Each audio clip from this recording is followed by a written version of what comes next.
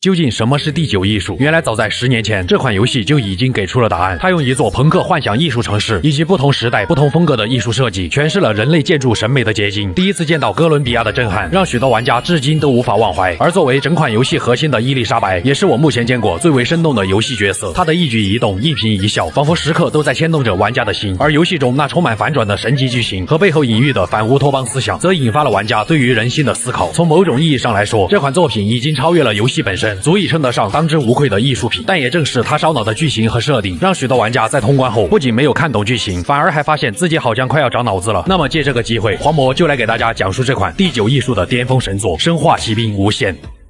故事发生在1912年的美国，主角布克·迪维特是一名平平无奇的私家侦探，平时爱好唱跳、酗酒和赌博。但也正是因为布克的爱好，导致他欠下了巨额的赌债。为了偿还赌债，布克便接下了一份委托，那便是将一名叫伊丽莎白的女孩带回纽约。在一男一女的带领下，布克乘坐小船来到了位于缅因州外海的一个灯塔之上。本以为与他接头的人就在灯塔之中，可这里却是安静的可怕。灯塔的看守人早已被人杀害，一切仿佛都在暗示着布克赶紧去带回那个女孩伊丽莎白。强忍心中的恐惧，布克来到塔顶，根据图案上的顺序敲响了铃铛。随着铃声落下，一阵巨大的声音响起，周围的天空也开始泛起了一阵阵的红光。布克面前出现了一把升天快乐椅。果然，艰巨的任务总是充满仪式感。他想也没想，便直接坐了上去。周围的机关迅速启动，很快就变成了一个火箭舱，似乎是怕布克反悔。火箭舱立即开始向着高空爬升。短短数秒时间，布克就来到了距离地面4572米的高空。下一刻，一座宏伟壮观的天空之城就这样出现在了布克的眼前。巨大无比的雕像以及漂浮在空中的建筑群落，在阳光的衬托下，它的美让人叹为观止，俨然一副天堂的模样。这座城市名为哥伦比亚，依靠着量子磁悬浮技术，使它能够安稳地悬浮在高空之中，并且可以在全球各地航行。看来女孩伊丽莎白正是在这个城市当中。随着火箭舱缓缓下落，布克降落在了一座教堂之中。这里的居民看似信仰基督教，实则信奉着一个名为康姆斯托克的先知。他不仅拥有预知未来的能力，还是这个城市的创造者。在传教士的主持下，一众信徒正在歌颂先知的伟大功绩。布克想要进入天空之城哥伦比亚，就必须经过圣水的洗礼，毕竟也就洗一下的事情，只要不是割礼就行。传教士接过布克的手，一把将他按进了水里。经过一轮圣水洗脸后，传教士觉得洗的好像不太干净，结果再次把布克按了下去，而这一次直接给他洗晕了过去。当布克再次醒来，他已经身在城内，这座城市也终于呈现在了布克的眼前。先知康姆斯托克的雕像矗立在广场之上，随处可见的轨道正在向城内运送着物资，就连周围的建筑群也可以随时拼接和分散。居民在这里安居乐业，仿佛没有一丝来自生活的压力。用于展览的浮空船还在宣扬先知的事迹，那便是先知已故的妻子在生前曾花了长达7天的时间诞下了他的女儿，而这个在奇迹中诞生的孩子则被他们称之为羔羊。根据先知的预言，羔羊将会在未来引领哥伦比亚成为真正的伊甸园，但一个手上印有 AD 标志的伪牧羊人将会混进哥伦比亚，误导羔羊的思想，从而给哥伦比亚带来灭顶之灾。巧合的是，布克手上正好就有 AD 2个字，不过对于布克来说，这些都与他无关，只要前往眼前的纪念碑岛，就能找到女孩伊丽莎白。这时，一个小男孩给布克递来了一封电报，上面写着不要让先知知道他来了，并且千万不能选77号球。可很快，布克就把这事儿忘得一干二净。在前进的路上，布克从一位小贩手里购买了一瓶奇怪的饮料，喝了它以后，布克便拥有了神奇的力量。这种饮料根据属性的不同，也会获得不同的异能。而一对神秘的双胞胎也拦住了布克的去路，非要给他来一场猜硬币的游戏。应付完双胞胎以后，布克发现当地的极端资本家芬克正在举办一场抽奖仪式，布克索性也就随便抽了一枚带有77号的幸运小球。很不幸，他中奖了。随着舞台的帷幕被揭开，一对跨种族的新婚夫妇出现在了众人的眼前。布克要做的就是用这个幸运球去砸这对夫妇。原来这个城市的宗教信仰表面上是一副自由且无拘无束的模样，但实际上却是白人凌驾于一切之上，并将他们的幸福生活建立在其他种族痛苦之上的极端宗教。看清了这些人的恶毒嘴脸，布克本想把球扔向极端资本家芬克，但一旁的极端警卫却发现了布克手上的 AD 标志，早就把预言牢记于心的市民们准备立即将这个会给他们带来毁灭的伪牧羊人就地正法。身为一名最强私家侦探，布克的武功早已纵横天下，他只是略微出手便已是极端分子的极限，还顺便借走了非常好用的极端钩枪。再加上布克拥有了神奇的异能，极端分子在他的面前也只是负隅顽抗罢了。为了前往伊丽莎白所在的纪念碑岛，布克本打算穿过一间餐厅，但那一对神秘的双胞胎又再次出现在了这里，并给布克准备了大量的补给。布克本想询问他们的目的，但双胞胎却是个老谜语人，见问不出个所以然，他只能离开了餐厅，继续向着纪念碑岛杀去。借助极端钩枪的机动性，布克有了能够在建筑之间随意穿梭的能力。凭借空轨的高机动性，他很快便将一艘飞艇过户到了自己名下，并驾驶飞艇向着纪念碑岛飞去。收到消息的极端先知也赶来阻拦布克，一切仿佛都印证了先知的预言。原来先知的女儿羔羊正是布克要寻找的女孩伊丽莎白，但为了还清赌债，布克只能硬着头皮继续向前。好在在他还是顺利的来到了纪念碑岛，在岛上的天使雕像内部，布克发现这里并不是什么住处，而是一个类似研究所的设施。各种研究资料不但记录了这个女孩成长的过程，甚至还设有一台大型的虹吸装置。通过电梯来到上层，布克终于透过单向镜看见了这个自己要寻找的女孩伊丽莎白。她从出生到现在从未离开过雕像内部，并且右手的小指似乎也有残缺。就如大多数花季少女一样，伊丽莎白同样向往着外面的世界。巴黎是她最想去的地方。眼前少女的天真无邪，让布克也不由得愣在了原地。但下一刻，伊丽莎白却手撕了一道空间裂缝，裂缝之内赫然就是埃菲尔铁塔。但一辆疾驰而来的消防车让他赶紧关闭了空间裂缝。尽管事态超出了布克的预期，但他还是毅然决然前去找到了伊丽莎白。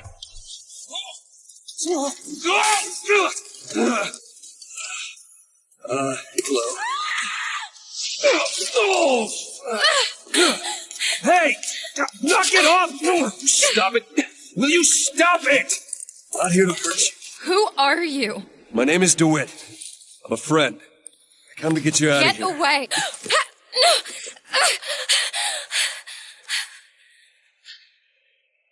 Are you real? Real enough. He's coming. You've gotta go. Why? You don't want to be here when he gets here. Just a minute, I'm getting dressed. Get you out of here. There's no way out. Trust me, I've looked. Stop it, you're too impatient. That's enough. What about this? What about it? This is the way out, isn't it? What are you... Give it to me.